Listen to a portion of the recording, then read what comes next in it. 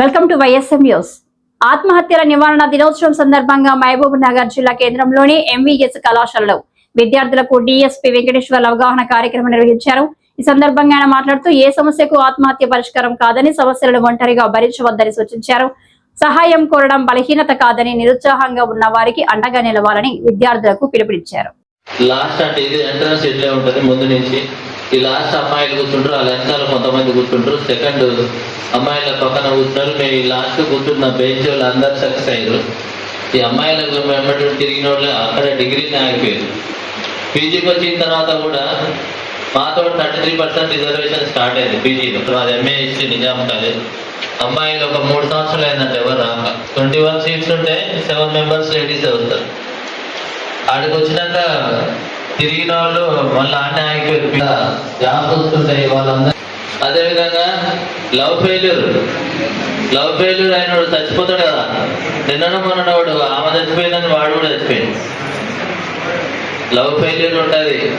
ఈ డ్రగ్స్కి అలవాటు అయిపోయి డబ్బులు దొరకదు, ఆర్థిక ప్రాబ్లం, డబ్బులు లేక కూడా చాలా మంది చనిపోతారు.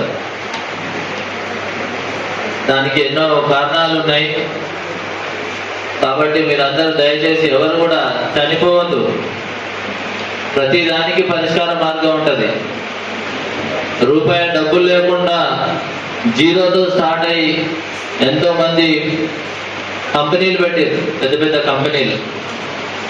ఒకసారి నెట్లో కొట్టండి తెలుస్తుంది.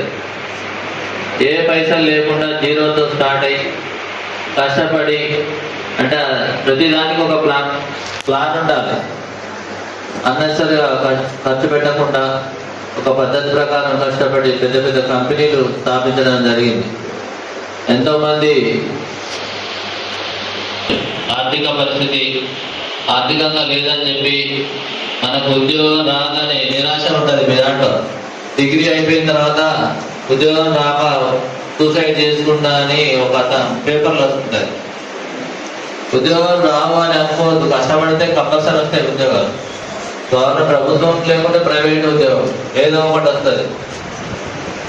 ఏం లేకుండా హైదరాబాద్లో మీరు చూడండి, కొంతమంది ఈ జొమాటో అవి చేసుకుంటా పిల్లలు చదువుకుంటారు చాలా మంది.